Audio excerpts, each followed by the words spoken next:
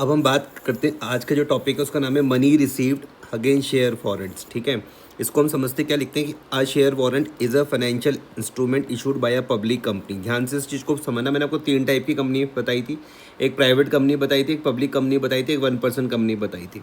तो जो share warrant है, ध्यान से इसको समझना, कौन इशू कर रहा है? आपके पास पब्लिक कंपनी इसको इशू कर रही है, which gives the holder the right to acquire certain number of equity shares specified therein at a later date. कुछ आप इस तरीके का समझो कि भैया हमारी पब्लिक कंपनी ने क्या करा है, एक शेयर वारंट इशू करा है। शेयर वारंट है क्या भैया? एक फाइनेंशियल इंस्ट्रूमेंट है। फाइनेंशियल इंस्ट्रूमेंट में क्या चीज़ है कि पब्लिक कंपनी बोल रही है होल्डर्स को कि भैया आपके पास एक राइट है। किसके बारे में बात हो रही है? राइट के बारे में बात हो रही है। और ये राइट क्या है कि आप क्या कर सकते हो, फ्यूचर में किसी एक सर्टेन डेट में इतने नंबर ऑफ इक्विटी शेयर बाद की डेट में कंपनी से ले सकते हो। ये है मतलब है, कोई दिक्कत तो नहीं है। आगे वो लिखते हैं amount received again share warrant is included in shares holders fund as they will converted into equity shares on specified date at a predetermined price. दो चीज़ें इंपॉर्टेंट है, स्पेसिफाइड डेट और दूसरा क्या है, प्री डिटरमाइंड प्राइस। आप मुझको बोलोगे कि कोई भी शेयर होल्डर ये शेयर वारंट के लिए तैयार क्यों हो रहा है? ध्यान से मेरी बात को समझना। एक तो पहले किसी फ्यूचर डेट के बारे में बात हो रही है, और दूसरा क्या है कि ये जो प्राइस है ये पहले से क्या हो रहा है, तय हो रहा है। कल के दिन ऐसा भी हो सकता है कि कंपनी के शेयर्स के प्राइस बढ़ जाएं, लेकिन इस व्यक्ति को इसी ही प्री डिटरमाइंड प्राइस पर ही ये शेयर्स मिलेंगे। इसको हम लोग क्या बोलते हैं? शेयर वारंट बोलते हैं। समझ में आया? वो इसके बदले पर क्या करेगा? कंपनी को क्या देगा? पैसा देगा। इसलिए ही कंपनी इसको कहाँ पर रख रही है? कहाँ पर रख रही है इसको? कौन से उसमें दिख रहा है? हेड में, इक्विटी एंड लायबिलिटीज़ के हेड में दिख रहा है। ठीक है, these are not shown as a part of share capital but it is shown as a separate line item. Clear हो गया? Student need to know only its meaning and under which headings and sub heading this items appear in schedule 3। बस, कोई दिक्कत तो नहीं है। अगला, share application money pending allotment. आपको मैंने लास्ट क्लास में ये वाली बात बताई थी कि हमारे यहाँ पर कंपनी क्या कर सकती है भैया, लमसम में भी पैसा शेयर इशू कर सकती है। लमसम मतलब बताया था एक साथ, और इंस्टॉलमेंट पर भी इशू कर सकती है। याद आ रहा है? लमसम मतलब क्या था? एक साथ। मतलब सपोज करते हैं कि 10 रुपये का शेयर इशू करा कंपनी को, 10 रुपये एक साथ मिल गए। पॉसिबिलिटी ये भी है। दूसरा क्या है? 3+3+4, कंपनी क्या करिए, किस्तों पर भी पैसा मांग रही है। अगर आपको मेरी पुरानी बातें याद होंगी तो मैंने क्या बताया था, पहली वाली को क्या बोलते हैं? इंस्टॉलमेंट को। पहली वाली इंस्टॉलमेंट का नाम क्या बताया था? Application money. याद आ रहा है? फिर अलॉटमेंट। दूसरी वाली का नाम क्या बताया था? Allotment money. याद आ रहा है? उसके बाद जितनी भी कॉल्स आएंगे उसको मैं first call, second call, third call and so on, जो भी लास्ट वाली रहेगी उसके साथ मैं फाइनल वर्ड यूज़ करता हूँ। ठीक है, अच्छा क्या लिखते हैं? Share application money pending allotment लिख रहे हैं। If a company has received application money but date of allotment falls after the balance sheet, such application money pending allotment will be shown in the following manner। क्या बोला गया कि भैया company को भैया पैसे किसके मिल गए? एप्लीकेशन का पैसा तो कंपनी को मिल गया, लेकिन जो अलॉटमेंट की डेट थी, जो किसकी डेट थी? अलॉटमेंट की डेट थी, वो कब आ रही है? वो बैलेंस शीट की डेट की बाद आ रही है। मैंने आपको समझ में आ रही है बात? मैंने कहा कि मान लेते हैं कुछ इस तरीके की बात मैं अगर आपको बताऊं, मान लो कि जो एप्लीकेशन की जो डेट है वो आ रही थी मान लो फरवरी में, अलॉटमेंट की जो डेट आ रही थी वो आ रही मान लो अप्रैल में, लेकिन इसके ही बीच में यहाँ पर मार्च में हमारे पास क्या होती है? बैलेंस शीट बंद होती है। बैलेंस शीट हम बनाते हैं। क्लियर हुआ? फिर से बताता हूँ क्या लिख रहे हैं, ध्यान से इस चीज़ को समझना। Application, share application money pending allotment. If a company has received application money, company को भैया क्या मिल गई? एप्लीकेशन मिल गई, but date of allotment falls after the balance sheet date. Clear हुआ? Such application money pending allotment will be shown in the following manner. वो क्या है? पहला, share application money not exceeding the issue capital and to the extended not refundable is to be disclosed under this line item। और उसके बाद लिखते हैं share application money to the extent refundable और where the minimum subscription is not met such amount shall not be shown shall be shown separately under other current liabilities. एक एक करके समझाता हूँ, ध्यान देना यहाँ पर। पहली वाली लाइन समझना ध्यान से, share application money not exceeding the issue capital and to the extent not refundable is to be disclosed under the line item। इसको मैं आपको अभी कुछ इस तरीके से समझाता हूँ। मैंने आपको क्या बताया, मैंने कहा कि हमारे यहाँ पर कंपनी क्या अनलिमिटेड शेयर इशू कर सकती है? बताओ, हमारे यहाँ पर कंपनी क्या अनलिमिटेड शेयर इशू कर सकती है? बोलो। आपने मुझे कहा नहीं भैया नहीं, हमारे यहाँ पर कंपनी अनलिमिटेड शेयर इशू नहीं कर सकती। ठीक है, तो मैंने कहा मान लेते हैं ये हमारे पास क्या हो गई, लिमिटेशन हो गई। समझ में आया? हमारे पास कंपनी कितने शेयर इशू कर सकती है? सिर्फ इतने ही शेयर इशू कर सकती है। मैंने कहा सपोज करते कितने शेयर हैं, तो मैंने कहा मान लेते हैं ये मेरे पास 10,000 शेयर है। कितने शेयर हैं? 10,000 शेयर है। इतनी मेरी बात समझ में आ रही है? अच्छा, एक कंडीशन क्या बन सकती है, ध्यान से इस चीज़ को समझना कि एप्लीकेशन तो ज़्यादा के लिए भी आ सकती है, नहीं आ सकती? एप्लीकेशन तो ज़्यादा के लिए भी आ सकती है, लेकिन मेरे पास कंपनी ने क्या करा, एक लिमिटेशन दी है कि भैया हम 10,000 शेयर से ज़्यादा शेयर इशू नहीं करेंगे। एप्लीकेशन तो भैया ज़्यादा शेयर के लिए भी आ सकती है। यहाँ तक कोई दिक्कत तो नहीं है?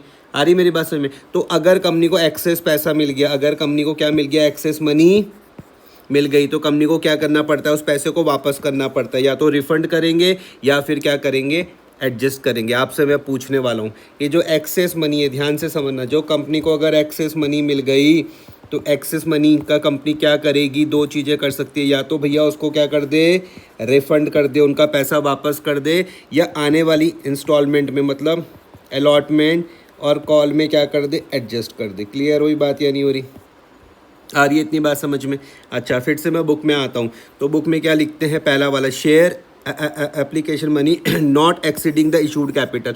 इससे ज़्यादा तो हो ही नहीं सकता ना, जितने कंपनी ने इशूड का कैपिटल करे उससे ज़्यादा एप्लीकेशन तो कंपनी एक्सेप्ट कर ही नहीं सकती। And to the extent not refundable to be disclose under this line, यहाँ पर हम इसको दिखाएंगे। और दूसरा, share application money to the extent refundable और where minimum subscription is not met.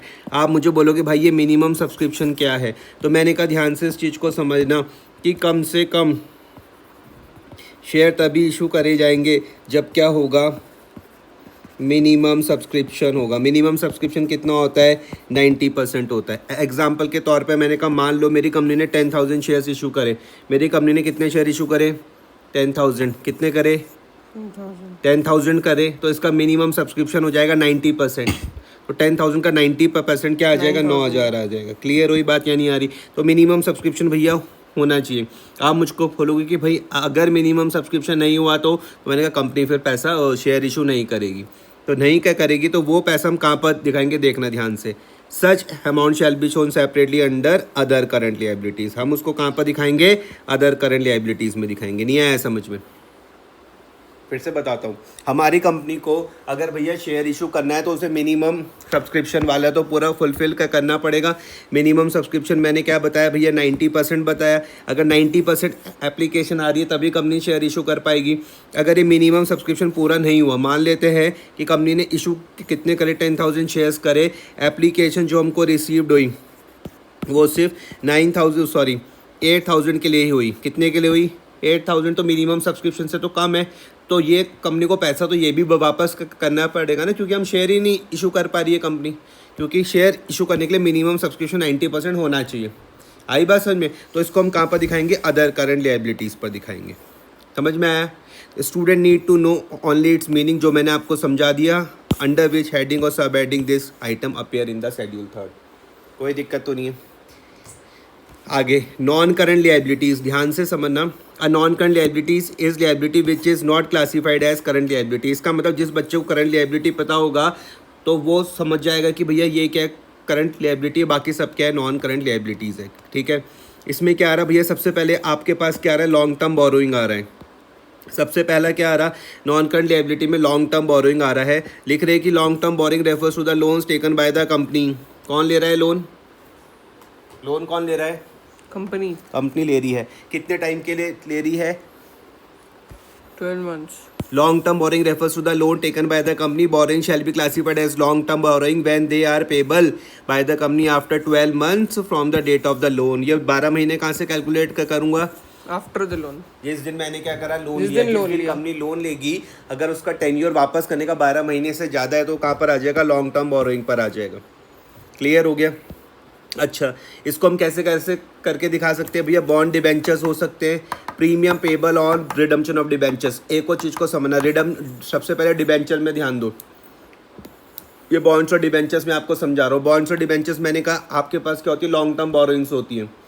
Bonds और डिबेंचर्स क्या होती है भैया, आपके पास लॉन्ग टर्म बोरोइंग्स होती है। अगर आप डेफिनेशन के हिसाब से जाओगे तो आप बोलोगे इनके पैसे हम वापस करते हैं कब, 12 महीने के बाद करेंगे। वापस करने के लिए एक शब्द आता है, क्या आता है, रिडम्पशन। डिबेंचर्स के पैसे वापस करने के लिए एक शब्द आएगा जिसको मैं क्या बोलता हूँ, रिडम्पशन ऑफ डिबेंचर। समझ में आया? डिबेंचर्स होल्डर्स के पैसे वापस करने के लिए मैं क्या वर्ड बोल रहा हूँ, क्या बोल रहा हूँ, रिडम्पशन बोल रहा हूँ। क्या बोल रहा हूँ, रिडम्पशन बोल रहा हूँ। क्लियर हुआ?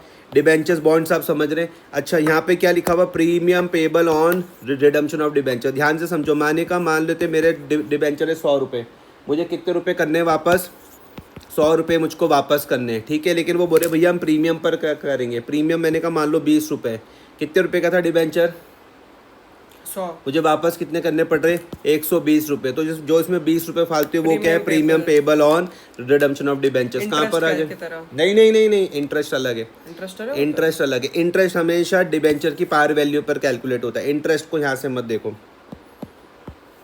एक डिबेंचर की कीमत होती है ना, मैंने कहा आपको प्राइस ऑफ वन डिबेंचर, मैंने कहा प्राइस ऑफ वन डिबेंचर, मैं इसको क्या बोल रहा हूँ, पार वैल्यू बोल रहा हूँ, या इसी को ही हम फेस वैल्यू के नाम से जानते हैं, या इसी को ही हम नॉमिनल वैल्यू के नाम से जानते हैं। समझ में आया?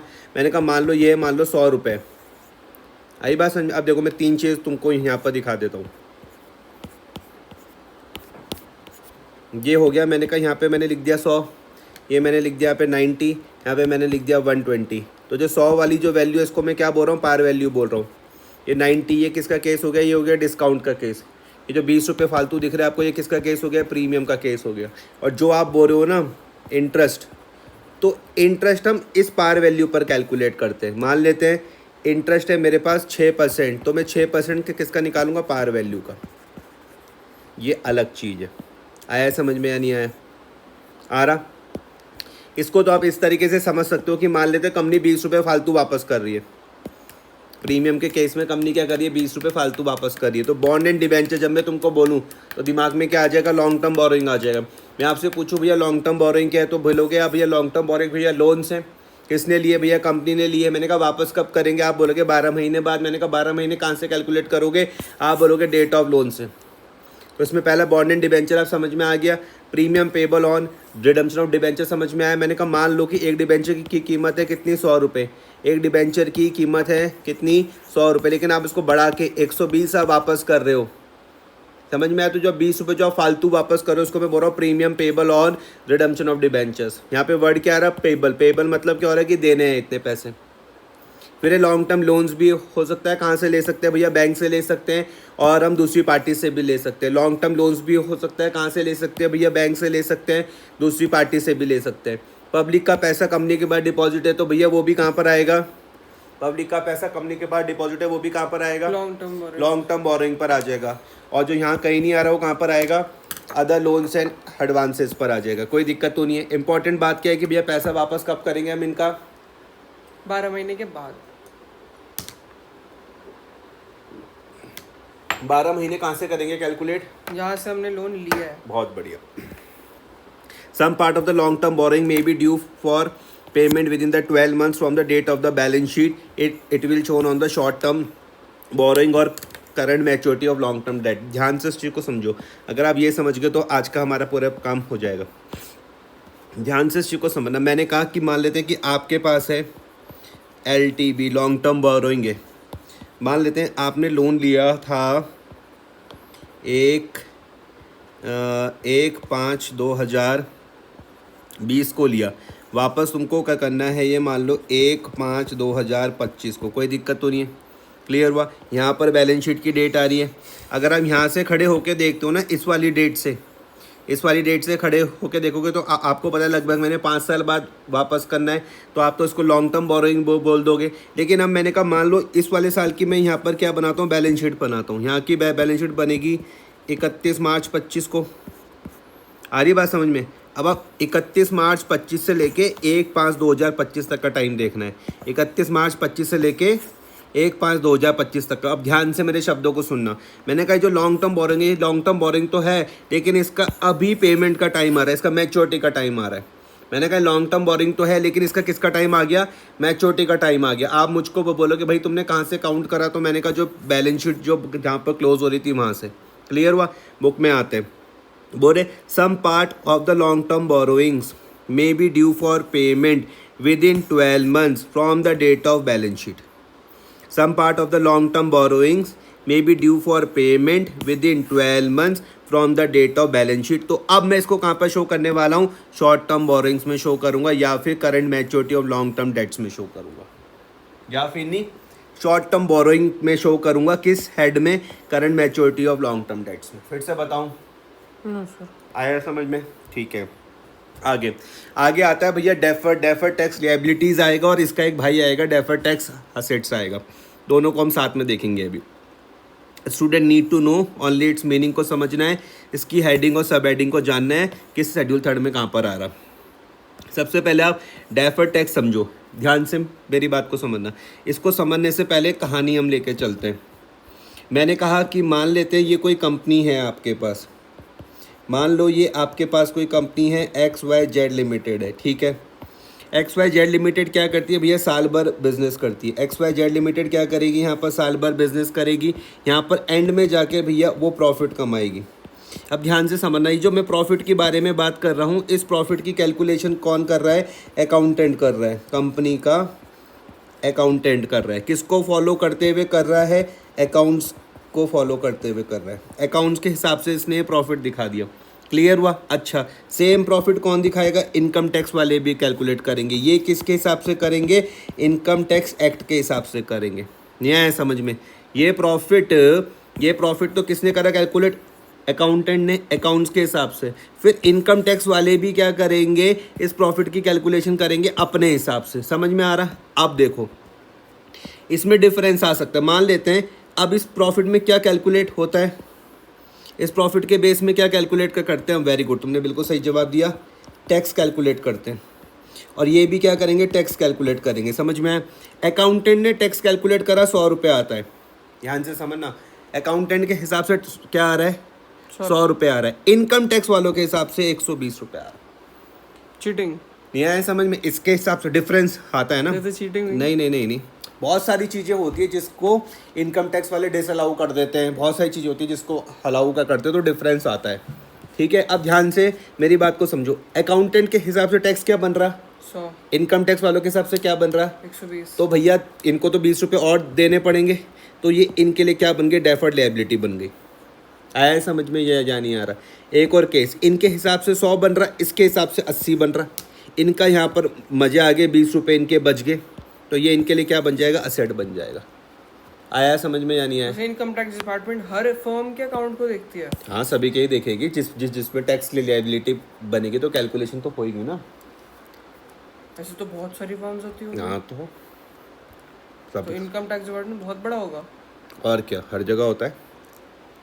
आया समझ में? देखते हैं यहाँ पे, देखो डेफर टैक्स में क्या लिखते हैं कि taxable income is different from accounting income. क्या बोल रहे हैं कि जो टैक्सेबल इनकम है वो अकाउंटिंग इनकम से क्या होती है, अलग होती है। बोल रहे जो टैक्सेबल इनकम है अकाउंटिंग इनकम से क्या होगी भैया, अलग होगी। Taxable income is the income based on tax laws, जो टैक्स लॉज के हिसाब से इनकम है, और जो अकाउंटिंग इनकम है वो किसके हिसाब से, determined as per the accounting practice followed in the enterprise. Clear हो गया बात? अच्छा, फिर वो बोलते हैं accounting income is reported by the statement of profit and loss. यहीं से तो पता चलता है अकाउंटिंग इनकम हमें कहाँ से पता चलेगी, जो हम statement of profit and loss बना रहे। आप मुझको बताओ statement of profit and loss कहाँ पे होता है? Statement of profit and loss उसमें शेड्यूल 2 नहीं, schedule 1 schedule third part second, schedule हाँ। Third part second, schedule third part first में तो बैलेंस शीट है, शेड्यूल थर्ड पार्ट सेकेंड में क्या है, statement of profit and loss है। तो वो आपको क्या बताती है, अकाउंटिंग इनकम बताती है। The current practice has been to make a provision for tax on the taxable income. ठीक है, however tax can also be calculated on the accounting income. The difference between the tax on the accounting income and taxable income is called deferred tax. Simple सी बात है। अब deferred tax liability क्या हो रहा है, deferred tax liability comes into existence when accounting income is more than taxable income. ध्यान से मेरी बात को समझना, आपकी लिएबिलिटी कब बनती है, आपकी डेफर्ड टैक्स लिएबिलिटी कब बनेगी? Comes into existence when accounting income is more than taxable income. Clear हो गया? अकाउंटिंग इनकम जब आपकी टैक्सेबल इनकम से ज़्यादा होगी तो आपकी लिएबिलिटी बन जाएगी। क्लियर हुआ? इसका विपरीत केस उल्टा बिल्कुल वो क्या होता है, वो क्या कहलाता है? Deferred tax assets. इन दोनों में से एक ही रहेगा, या तो लिएबिलिटी होगी या फिर क्या होगा? असेट होगा, दोनों नहीं होने वाला है। आगे बढ़ते हैं। Other long term liabilities, long term liabilities other than long term borrowings are shown as the other long term liabilities under non current liabilities. इसमें हम देखते हैं premium payable on redemption of preference shares if preference shares are redeemable after 12 months of the date of the balance sheet. ये कहाँ पर आएगा? Other long term liabilities में आ जाएगा। कोई दिक्कत तो नहीं है? पक्का? डी में हम पहुँचते हैं भैया लॉन्ग टर्म प्रोविजंस। अच्छा, मुझको ध्यान से इस चीज़ को समझना बहुत इंपॉर्टेंट है। Provision is the amount set aside to meet the future liabilities, the amount of which cannot be determined with reasonable accuracy। Provision आप किसके लिए बना रहे हो? लॉन्ग टर्म प्रोविज़न किसके लिए बना रहे हो भैया? आपको ये तो लग रहा है कि फ्यूचर में लिएबिलिटी मेरी आ जाएगी, लेकिन कितनी आएगी वो नहीं पता। ये है समझ में? आपको लग रहा है कि फ्यूचर में मेरे पास लिएबिलिटी आ जाएगी, लेकिन कितनी आएगी वो आपको नहीं पता। तो उसके लिए मैं क्या बना के चलता हूँ? प्रोविज़न बना के चलता हूँ। फिर से लॉन्ग टर्म प्रोविजंस में क्या लिखते हैं कि provisions is the amount set aside to meet future liabilities. Clear हो रहा? The amount of which can not be determined, the amount of which can not be determined. Important है provision के लिए। क्या आपको प्रोविजन की अमाउंट पता होती है? आंसर है नहीं, हमको प्रोविजन की अमाउंट पता नहीं होती है। Provision is the amount set aside to meet the future liabilities, the amount of which cannot be determined with reasonable accuracy। All provision for which related claims are expected to be settled beyond 12 months। ध्यान से समझना, ये क्या है? Long term तुम देख रहे हो तो तुम्हें ये समझ में तो आ ही रहा है कि भैया 12 महीने से बाद की बात है।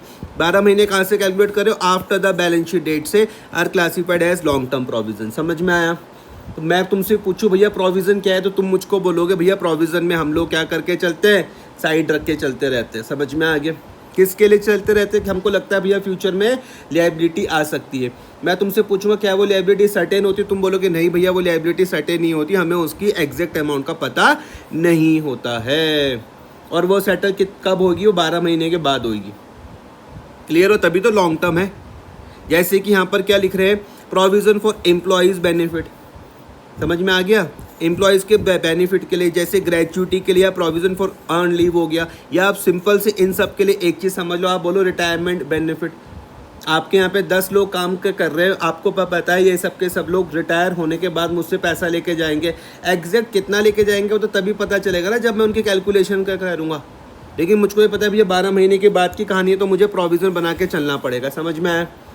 नहीं आया? तो अब अभी जब आप प्रॉफिट कमाओगे तो वहाँ से आप पैसा क्या करते रहोगे? साइड करके एक जगह पर रखते रहोगे, ताकि बाद में आपके ऊपर बर्डन ना आए। क्लियर हुआ? फिर है प्रोविज़न फॉर वारंटीज़, ये सब चीज़ें ऐसे ही। क्लियर हुआ? इंपॉर्टेंट वर्ड क्या है? The amount of which can not be determined. Clear हुआ? सेटल्ड कब होगी? 12 महीने के बाद। कहाँ से कैलकुलेट करोगे? बैलेंस शीट की डेट से कैलकुलेट क्या करोगे? ये आपके पास लॉन्ग टर्म प्रोविज़न होंगे। ठीक है सर? अब हम बात करते हैं करंट लिएबिलिटीज़ के बारे में। A liability shall be classified as current when it satisfy any of the following criteria. Important क्या है? Any of the. कितने हैं? 1 2 3 4। इन चारों में से कुछ भी एक पूरा हो जाए तो भैया कहाँ पर आ जाएगा? वो करंट की डेफिनेशन में आ जाएगी, करंट लिएबिलिटी की डेफिनेशन में आ जाएगी। सबसे पहला, it is expected to be settled in the company's normal operating cycle. अब मुझको ये पता करना पड़ेगा कि भैया कंपनी की नॉर्मल ऑपरेटिंग साइकिल क्या है। दूसरा, it is held primarily for the purpose being traded. तीसरा, it is due to be settled within the 12 months after the reporting date. Reporting date कौन सी होती है? बैलेंस शीट की डेट ही होती है। चौथा, the company does not have any unconditional right to defer settlement of liability for at least 12 months after the reporting date. Reporting date कौन सी होती है? बैलेंस शीट की डेट होती है। सबसे पहले हम समझते हैं भैया ऑपरेटिंग साइकिल क्या होती है। If a liability is expected to be settled within the company's normal operating cycle from the date of a balance sheet, it will be called current liability. Clear हुआ? Operating cycle of a company may be a period of a 12 months or more. किसी business का 12 महीने भी हो सकता है, 12 महीने से ज़्यादा भी हो सकता है। अब वो पॉइंट है जहाँ पर बच्चे गलती करते हैं। अब वो वाले पॉइंट आएंगे जहाँ पर बच्चे की गलती हो जाती है। सबसे पहले आप देखो ऑपरेटिंग साइकिल, आप समझना, as per the schedule 3 an operating cycle is the time between the acquisition of assets for processing and their realization in cash और cash equivalent। शेड्यूल थर्ड क्या डेफिनेशन दे रहा है भैया? ऑपरेटिंग साइकिल की definition देखो, यहाँ से पढ़ के देख लो कि जब आप क्या कर रहे हो, असेट्स को एक्वायर कर रहे हो, खरीद रहे हो, और उससे क्या काय के लिए भैया? प्रोसेसिंग के लिए। और तब से लेके कब तक जब वो रियलाइजेशन हो रहा है किसमें? कैश और कैश के इक्विवेलेंट पर। We the normal operating cycle can not be identified, तो हम 12 महीने मान के चलते हैं। अब देखते हैं एग्जाम्पल समझना ध्यान से। एक एग्जाम्पल से आपको ऑपरेटिंग साइकिल समझ में आ जाएगी। अच्छा एक चीज़ ध्यान से समझना, ऑपरेटिंग साइकिल में ना यहाँ पर देखो क्या लिखा हो, 12 महीने और मोर भी लिखा हुआ है। मतलब 15 महीने की भी ऑपरेटिंग साइकिल हो सकती है किसी की। कैसे हो सकती है, क्यों नहीं हो सकती? एग्जाम्पल देखो यहाँ पर, कोई एक मैन्युफैक्चरिंग कंसर्न है। मैन्युफैक्चरिंग तो समझ में आता है ना आपको, आपको ट्रेडर भी समझ में आता है, आपको मैन्युफैक्चरिंग भी समझ में आता है। तो ये कोई मैन्युफैक्चरिंग कंसर्न है। Operating cycle will be a time taken to the purchase of raw material. सबसे पहले ये काम करेगा, into processing into finish good, उसके बाद उसको बेचेगा, उसके बाद उसको कैश या कैश इक्विवेलेंट में कन्वर्ट करेगा। ठीक है, तो देखते हैं। सबसे पहला भैया उसके पास कैश या बैंक होगा, यही तो होगा। अगर आपकी कुछ मैन्युफैक्चरिंग कंसर्न है, आपने कहा कि भैया मैं क्या करूँगा, टी शर्ट वगैरह बनाऊंगा, तो आपके पास पहले कैश या बैंक होगा भाई। सबसे पहले आप क्या करोगे, रॉ मटेरियल की इन्वेंट्री मेंटेन करके चलोगे या नहीं करोगे? आप पहले रॉ मटेरियल तो परचेज करोगे। मान लेते हो वहाँ पे आपको 4 महीने का टाइम लगा। अब ध्यान से सोचो कि आपका जो कैश था कहाँ पर कन्वर्ट हो गया, इन्वेंट्री पर। कितना समय लग रहा भैया? 4 महीने लग रहा। अब inventory of work in progress चल रहा है, यहाँ पे 3.5 महीने लग रहे हैं। यहाँ पे कितना टाइम लग रहा भैया? 3.5 महीने लग रहा। इन्वेंट्री जब आपके फिनिश गुड्स में बनी तो वहाँ पे कितना महीने लग रहा? 2.5 महीने लग रहे। 4 महीने तो यहाँ थे, 3.5 ये थे और 2.5 ये हो गए। कैलकुलेट करो कितना हो गया? 3.5 और 2.5 कितने हो गए? 6 और 6 और 4 कितने हो गए? 10 हो गए। अब ये finish goods sold and converted into trade receivable. समझ में आया? आपने फिनिश गुड्स को बेच दिया, वो कन्वर्ट काहे पर हो गए? ट्रेड रिसीवेबल पर हो गए। मुझको बताओ ट्रेड रिसीवेबल में क्या क्या आता है? ट्रेड रिसीवेबल में आता है वो sundry creditors, sundry debtors. Sorry, भाई sundry क्रेडिटर्स तो debtors. लायबिलिटी होता है। Sundry debtors and bills receivable, नहीं bills payable, bills receivable, payable तो लायबिलिटी होता है। तो वहाँ पर कितना हो जाएगा? मतलब इसको हम क्रेडिट पे पीरियड बोलते हैं। तो वो 3 महीने का हो गया, तो टोटल कितना हो गया? 13 मंथ्स है 13 मंथ्स 13 महीने हुआ या नहीं हो गया? 13 महीने हो गया टोटल। 4 महीने हो गया, 3.5 ये हो गया, 2.5 ये हो गया और 3 महीने हो गया। टोटल 13 महीने हो गया। 13 महीने तो वापस किस में कन्वर्ट हो जाएगा? कैश में। तो अब आपकी ऑपरेटिंग साइकिल कितने महीने की हो गई? 13 महीने की। जो मैंने अभी यहाँ पर इसको बताया। यहाँ पे बच्चे MCQ में गलत करके आते हैं। पूछा जाता है क्या किसी बिजनेस की ऑपरेटिंग साइकिल 1 साल से ज़्यादा हो सकती है? वो बोलते हैं नहीं होती जनरली। लेकिन आप समझ जाओगे कि यार यहाँ तो 13 महीने लग रहे, तो हो सकता है ना भैया कि 12 महीने या उससे ज़्यादा हो सकता है। क्लियर हो रही बात या नहीं हो रही? ठीक है। अच्छा, in case operating cycle can not be identified, it is assume to have a duration of 12 months from the date of balance sheet. अगर आपको नहीं पता चल रहा है तो उस केस में आप 12 महीने लोगे। कहाँ से? डेट ऑफ बैलेंस शीट से। ठीक है सर। अच्छा आगे, if the operating cycle is of the period more than 12 months, से 15 महीने हो सकता है। All liabilities of that business will be which are due for the settlement within 15 months of the balance sheet shall be classified as current liability. यही है जहाँ पर हमने इतनी ज़्यादा इसके पीछे अपना दिमाग खपाया है। क्या बोला? यहाँ पे पढ़ो इसको ज़रा एक बार। अगर मान लेते हैं किसी बिजनेस की ऑपरेटिंग साइकिल भैया 15 महीने है। मान लो किसी बिजनेस की ऑपरेटिंग साइकिल कितनी है? 15 महीने। समझ में आई बात या नहीं आ रही? तो अब उस केस में देखो क्या लिखा हुआ, if the operating cycle is of the period more than 12 months, that is से मान लिया कितना? 15 महीने। तो देखो क्या लिख रहे हैं कि all liabilities of that business, all liabilities of that business which are due for settlement within 15 months, which are due for settlement within 15 months of the balance sheet shall be classified as current liabilities. नहीं आया समझ में? तो यहाँ पर current liabilities और non current liabilities का आपको डिफरेंस समझ में आ जाएगा। अगर किसी बिजनेस की ऑपरेटिंग साइकिल ही 15 महीने की आ रही है तो 15 महीने से पहले वाले क्या होंगे? करंट लायबिलिटीज आएगी, और 15 महीने की बाद जो उससे सेटल हो रहे होंगे वो नॉन करंट में आ जाएगा, क्योंकि इस बिजनेस की ऑपरेटिंग साइकिल 15 महीने की आ गया। अब एक वाइस वर्सा केस। अच्छा, जब आप नहीं पता कर पा रहे हो ऑपरेटिंग साइकिल का, जब आप नहीं पता कर पा रहे हो तब तो 12 महीने, लेकिन अगर आपको पता चल गया कि उसका 15 महीने, तो फिर आप क्वेश्चन को 15 मंथ्स के हिसाब से सॉल्व करोगे। आई बात समझ में? फिर आप मुझसे पूछोगे कि भाई अगर मान लेते हैं किसी की ऑपरेटिंग साइकिल 8 ही महीने की हुई या 12 से कम हुई, तो देखते हैं if the operating cycle of the period is less than 12 months से 8 मंथ्स, तो all liabilities of that business which are due for settlement within 12 months of the balance sheet date shall be classified as current liabilities। यहाँ पर बच्चे गलती करते हैं। क्या समझ में आया कि अगर किसी बिजनेस की ऑपरेटिंग साइकिल 15 महीने हुई तो अब आप क्वेश्चन किसके हिसाब से सॉल्व करोगे? 15 महीने के हिसाब से सॉल्व करोगे। लेकिन अगर किसी की साल भर से कम हुई, मान लो 8 महीने हुई, तब आप किस हिसाब 12 महीने से? से तब आप 12 महीने से सॉल्व करोगे, 8 से नहीं करोगे। आया समझ? मतलब किसी भी केस में हम 12 से कम नहीं आ रहे। समझ गया। ठीक है, चलो फिर अब फटाफट से इसका सॉल्यूशन दो। Operating cycle and the period when payment is made is the given below, how will you classify the liability? पहला ऑपरेटिंग साइकिल हम देखते हैं मंथ्स में, 9 महीने। एक्सपेक्टेड पीरियड ऑफ पे, अच्छा ट्रेड पेबल्स मंथ्स है वो कितना है? 10 महीने। Current year. अच्छा ये हम कैलकुलेट कहाँ से करते हैं? ये 12 महीने से। 12 महीने से नहीं, from the date of balance अच्छा, शीट, वैसे, फ्रॉम हाँ। The date of balance sheet. ठीक है, अच्छा देखो ऑपरेटिंग साइकिल 9 महीने की है, expected period of payment of trade payable से 10 महीने। यहाँ Correct. पर ये 10 महीने की है, ये 12 Correct. महीने हो गया, ये 10 14, ये 15 ऑपरेटिंग साइकिल, ये 12, ये 15 13, करंट। ये 15 नहीं, 18, नॉन करंट। ये 16, ये 15। चलो, while classifying the liabilities into current and non-current, 2 points should be taken into consideration. पहला, all liabilities of which the payment is expected to be made within 12 months from the date of a balance sheet shall be treated as current. कोई दिक्कत तो नहीं है। 12 महीने से पहले देखो, 2 बातों का ध्यान में रखना है, बहुत इंपॉर्टेंट है, बहुत ज़्यादा इंपॉर्टेंट। एक नंबर की कमाई है यहाँ से, क्योंकि यहाँ से लंबा कुछ नहीं आएगा। all liabilities of which the payment is expected to be made within 12 months, all liabilities of which payment is expected to be made within 12 months, within 12 months from the date of balance sheet shall be treated as current. all liabilities of which payment is expected to be made, ये कौन सी वाली बात हो रही है? दूसरी वाली बात हो रही है, ये आया समझ में?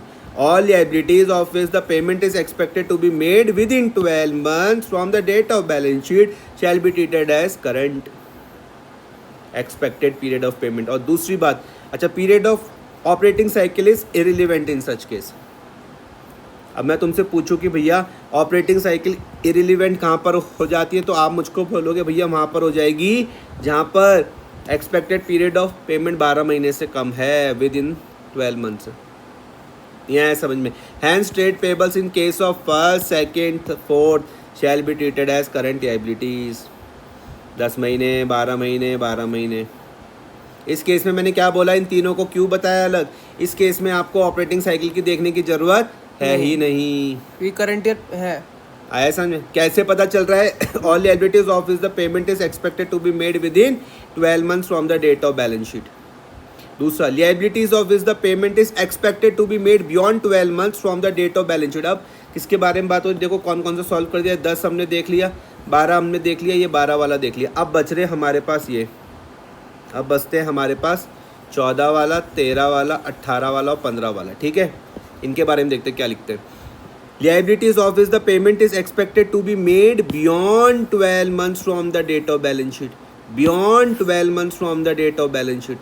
Liabilities of which payment is expected to be made beyond 12 months from the date of balance sheet. ये कौन से हैं? 14, 13, 18, 15। इसमें क्या देखना है? पहला, if payment period is less than the period of operating cycle.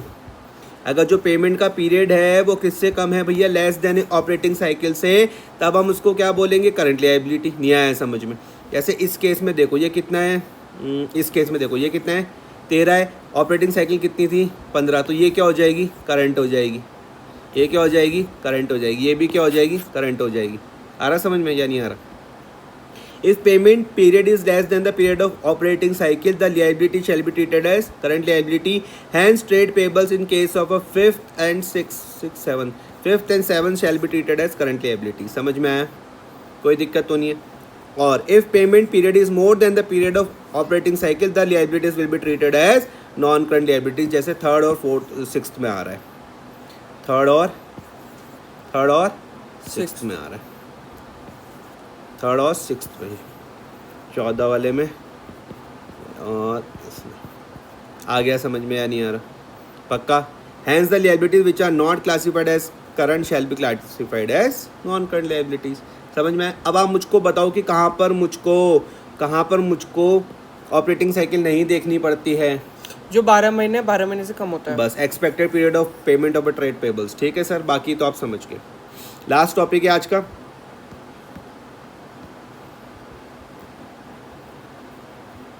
ठीक है। अब हम देख लेते हैं फटाफट से करंट लायबिलिटीज। तो schedule 3 prescribe that current liabilities shall be classified as follows. Short term borrowings आ जाएंगे, ट्रेड पेबल्स आ जाएंगे, अदर करंट लायबिलिटीज आ जाएगा, शॉर्ट टर्म प्रोविजन आ जाएगा। फटाफट से निपटा देते हैं। शॉर्ट टर्म प्रोविजन में क्या है कि borrowing which are due for the payment within 12 months from the date of a loan are termed as short term borrowing. कोई दिक्कत नहीं है। शॉर्ट टर्म बोरोइंग्स में क्या क्या आ जाएगा, लोन्स रिपेबल ऑन डिमांड, ठीक है, बैंक ओडी आ जाएगा, कैश क्रेडिट आ जाएगा, ये आप समझ गए। Current maturity of a long term date, जो अभी मैंने बताया था, अभी ये सी वाला पॉइंट अभी ये समझाया नहीं था ये, कि लोन तो बहुत, ये वाला कहाँ समझाया था ये कि लोन तो बहुत 5 साल का था, लेकिन अब इसकी करंट पीरियड आ गया पेमेंट करने वाला, नहीं समझाया था? नहीं है? आया। ठीक है। तो amount due to be paid within 12 months of the date of a balance sheet out of the long term borrowing is shown as the current maturity of long term debts such as a debenture redeemable within 1 year. समझ में आया? फिर है loan from other party repayable within 12 months from the date of loan, ठीक है। Deposit किसके, दूसरों के डिपॉजिट, ठीक है। और अदर लोन्स एंड एडवांसेस, ठीक है। अब हम बात करते हैं ट्रेड पेबल्स के बारे में। A payable shall be classified as trade payables if it is in respect of the amount due on account of a goods purchase और services received in the normal course of business. Include यहाँ पे ये तुमको पता ही है कि इसमें sundry creditors आते हैं और बिल्स पेबल आते हैं, इसमें कोई दिक्कत नहीं है, इसमें क्या ही बताऊँ। अदर लिएबिलिटीज़ में देखो क्या क्या आ जाएगा, all current liabilities that are not short term borrowings और ट्रेड पेबल्स, जो इसमें नहीं आ रही, शॉर्ट टर्म बोरिंग्स में नहीं आ रही हैं और ट्रेड पेबल्स में नहीं आ रहा है, वो सबका सबका आ जाएगा अदर करंट लिएबिलिटीज़ में आ जाएगा। जैसे interest accrued but not due on borrowing, accrued तो हो गया लेकिन अभी तक ड्यू नहीं हुआ था, आपने कहीं से बोरोइंग करा, उसका इंटरेस्ट अक्रू हो गया but not due on borrowing. Interest accrued and due on borrowing, ये भी इंपॉर्टेंट है, इसको भी मैं समझा देता हूँ। देखो यहाँ पे समझ लो। For example, if a company pays interest on its debenture half yearly, कब कब देती है, 30 जून को देती है, 31 दिसंबर को देती है। ध्यान से समझना भैया, डिबेंचर का इंटरेस्ट कब कब दे रही है, वो दे रही हाफ ईयरली। अच्छा मैं तुमसे पूछता हूँ, 1 नंबर का MCQ है, हमेशा याद रखना, चाहे इंटरेस्ट हो चाहे डिविडेंड हो, चाहे इंटरेस्ट हो चाहे डिविडेंड हो। इंटरेस्ट जब बोलूँ तो दिमाग में क्या आएगा, डिबेंचर्स। इंटरेस्ट जब बोलूँ तो दिमाग में क्या आएगा, डिबेंचर्स। अगर डिविडेंड बोलूँ तो दिमाग में क्या आएगा, शेयर्स आएगा। और ये हमेशा पार वैल्यू पर कैलकुलेट होते हैं, समझ में आया? ठीक है। अच्छा हम यहाँ पे क्या लिखते हैं, एग्जाम्पल में लिख रहे हैं कि भैया कंपनी बोल रही है कि भैया इंटरेस्ट ऑन डिबेंचर देंगे, कितने, हाफ ईयरली हम देंगे। कब कब दे रहे हैं, 30 जून को दे रहे हैं और 31 दिसंबर को दे रहे हैं। And assuming that the company prepares its accounts on 31st March, and if the interest due on these debentures up to 31st December 2022 remains unpaid on 31st March 2024, it will be called interest accrued and due। समझ में आया? कौन से वाले के बारे में बात हो रही है, 31 दिसंबर 2023 वाले के बारे में बात हो रही है। किताबें कब बंद हो रही, 31 मार्च 2024 को बंद हो रही। ध्यान से मेरी बात समझना। And if the interest due on these debenture up to 31 December 2023, due तो हो गया ना, क्योंकि कब कब देना था, जून में देना था और दिसंबर में देना था, तो दिसंबर वाला ड्यू तो हो ही गया, लेकिन वो अभी तक अनपेड है, अभी तक तुमने दिया नहीं, तो उसको हम क्या बोलेंगे, इंटरेस्ट अक्रूड एंड ड्यू। समझ में आया? Interest accrued and due. लेकिन interest on the above debenture from 1 January 2024 to 31 मार्च 2024, ये वाला कब ड्यू होगा, ये वाला ड्यू कब होगा, ये वाला ड्यू कब होगा, जनवरी 24 से लेके 31 मार्च 24 तक, ये कब ड्यू होगा, ये कब ड्यू होगा बताओ। दिसंबर तक की कहानी तो तुम समझ गए ना। हाँ। उसके बाद जनवरी से लेके मार्च तक का ये कब ड्यू होगा। तुम बोलोगे भाई 30 जून को ड्यू होगा ना, क्योंकि 2 बार ड्यू हो रहा है ना। फिर से पढ़ो भैया, कोई कंपनी है, इफ़ अ कंपनी पे interest on its debenture half yearly में दे रहे, एक बार 30 जून को दे रहे, एक बार वो 31 दिसंबर को दे रहे। एक सिचुएशन वो बोलते हैं अज्यूमिंग दैट कंपनी अपनी प्रिपेयर कब करी 31 मार्च 2024 को बोले and if interest due on these debenture up to 31 December 2023 तक के बारे में बात हो रही है। रिमेन्स अनपेड, अभी तक कंपनी ने नहीं दिया। कब तक नहीं दिया? 31 मार्च 2024 तक नहीं दिया। तो इसको मैं क्या बोलूँगा? Interest accrued and due. समझ में आया? और जो 3 महीने वाला ये भी ड्यू थोड़ी ना हुआ, ये ड्यू थोड़ी ना हुआ। अक्रू हो गया लेकिन ड्यू नहीं हुआ, क्योंकि ड्यू कब होगा? ड्यू तो भैया ये कब होगा? जाके अगली जून में जाके होगा। आया है समझ में? अगर कुछ इनकम एडवांस, ये समझ में आ गया ना आपको? ए और बी एक बार इसको फिर से देख लेना। सी वाले में क्या है? एडवांस में कुछ में मिल जाए इनकम, तो उसके बारे में बात हो रही है। एडवांस में कुछ मिल जाए उसके बारे में बात हो रही है। अनपेड डिविडेंड, डिविडेंड किस पे हम देते हैं? अनपेड कंपनी डिविडेंड किस पे देती है? शेयर्स पे देती है। अनपेड डिविडेंड के बारे में बात हो रही है। Dividend paid but they remain unclaimed by the share holders. Clear हो गया? Excess application money which is due for refund and interest accrued there on in shown in the other current liability. तुम बोलोगे यार ये access application money क्या है? मैंने तुमको बताया था कि हमारे यहाँ पर कंपनी सिर्फ एक लिमिटेड नंबर, मान लो टेबल है, ध्यान से मेरी बात को समझो। तुमने इस टेबल, इससे ज़्यादा आप शेयर इशू नहीं कर सकते। इस टेबल में जो भी है इससे ज़्यादा क्या नहीं कर पाओगे? शेयर इशू नहीं कर पाओगे। लेकिन एप्लीकेशन इससे ज़्यादा आ सकती है। समझ में आया? एप्लीकेशन ज़्यादा आने पर जो पैसा आपको वापस करना है उसके बारे में बात हो रही है। Excess application money which is due for refund and interest accrued, interest भी देना है। वो कहाँ पर आ जाएगा? अदर करंट लायबिलिटीज़ में आ जाएगा। Unpaid mature deposit and interest के बारे में बात हो रही है। Unpaid mature debentures and interest के बारे में बात हो रही है। इंटरेस्ट अक्रूड के बारे में बात हो रही है। और भी पेबल्स हो सकते हैं जैसे कि outstanding expenses, call in advance, interest, unclaim dividend, provident fund payable, GST payable, ये सब आ जाएंगे। ठीक है, कोई दिक्कत तो नहीं है। लास्ट है मेरे पास प्रोविज़न के बारे में मैं बात करूँगा। शॉर्ट टर्म प्रोविज़न क्या है? कि short term provision are the provision against which liabilities likely to be arise within 12 months from the date of balance sheet. ठीक है, लायबिलिटी कब अराइज होगी? Within 12 months from the date of balance sheet. The amount shall be classified as, पहला provision for employees benefit who will retire within 12 months from the date of balance sheet. Provision for taxes, provision for expenses, provision for discount on debtors और other provision. ठीक है, ठीक है। अब बस provision के लिए आपको इस बात का ध्यान में रखना है, बस प्रोविज़न के लिए आपको इस बात का ध्यान में रखना है कि अरे लायबिलिटी तो आएगी, लेकिन कितनी आएगी वो नहीं पता मुझको। प्रोविज़न मैं किसके लिए बना के चलूँगा कि फ्यूचर में लायबिलिटीज़ आएगी, लेकिन कितनी आएगी वो नहीं पता मुझे। आई बात समझ में आनी आ रही? अगर इसका पीरियड 12 मंथ से ज़्यादा है, 12 महीने से ज़्यादा है, तो क्या हो जाएगा? लॉन्ग टर्म प्रोविज़न हो जाएगा। और 12 मंथ से कम है तो क्या हो जाएगा? शॉर्ट टर्म प्रोविज़न हो जाएगा। समझ में आ गई बात? सर एक बार प्रोविजन एंड रिजर्व का भी डिफरेंस बता देना। ठीक है, यहाँ तक कोई दिक्कत तो नहीं। तो प्रोविज़न तो बेसिकली आप ध्यान से इस चीज़ को समझो कि ये मैं क्या समझा रहा हूँ। मान लेते हैं इसी से आपको अभी समझ में आ जाएगा। मैंने बात करी किसके बारे में? प्रोविज़न फॉर टैक्स के बारे में। अब ध्यान से मेरी बात को समझना। अभी जब आप 12th कर लोगे उसके बाद मान लेते हैं हमने टैक्स पढ़ा, तो आपको ये वाली बात पता चलेगी कि कोई इंडिविजुअल जो टैक्स पेयर होता है, जो टैक्स देगा ना, उसके एक से ज़्यादा सोर्स हो सकते हैं इनकम के। वो कहेगा कि मैं अपने बिजनेस से भी कमा रहा हूँ। ठीक है, क्या पता उसकी कोई प्रॉपर्टी हो, वहाँ से रेंट आ रहा हो, इन्वेस्टमेंट से डिविडेंड आ रहा हो, एफडी से इंटरेस्ट आ रहा हो। तो बहुत सारे सोर्स हो सकते हैं या नहीं हो सकते। तो हम लोग क्या करते हैं कि एंड में जाके जब हमारा पूरा साल ख़त्म हो जाता है, जब ये हमारा जब पूरा क्या हो रहा है, जब ये पूरा ये हमारा जब ये साल, ये जब लास्ट वाला टाइम आ रहा है ये वाला, तब हम इसमें हम क्या करेंगे?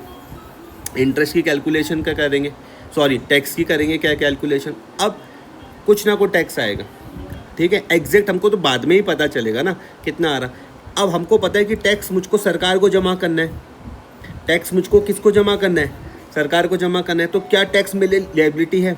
इतनी मेरी बात समझ में आ रही या नहीं आ रही? अगर आपको एग्जैक्ट अमाउंट पता है तब तो लायबिलिटी आ गई, लेकिन आपको लग रहा है लगभग इतनी आएगी, आपने प्रॉफिट का कुछ पार्ट उसके लिए साइड करके रखा हुआ, तो वो क्या हो जाएगा? प्रोविज़न फॉर टैक्स हो जाएगा।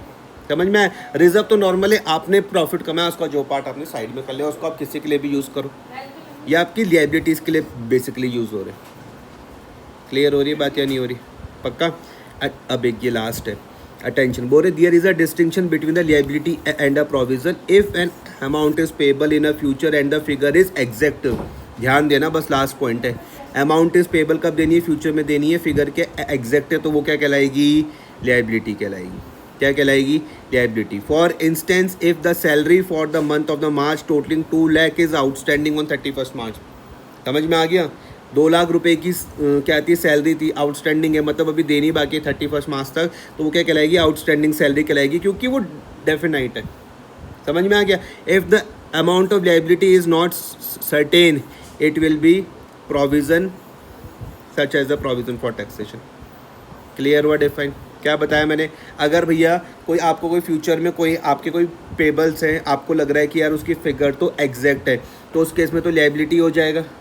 अगर वो नॉट सर्टेन मतलब सर्टेन नहीं है तो उस केस में वो क्या बन जाएगा? प्रोविज़न बन जाएगा। अब एक चीज़, there is a distinction between reserves and provisions. तो रिजर्व्स मीन्स एक्यूमुलेटेड प्रॉफिट। आप प्रॉफिट कमा रहे हो, उसका कुछ पार्ट आप साइड में कर रहे हो।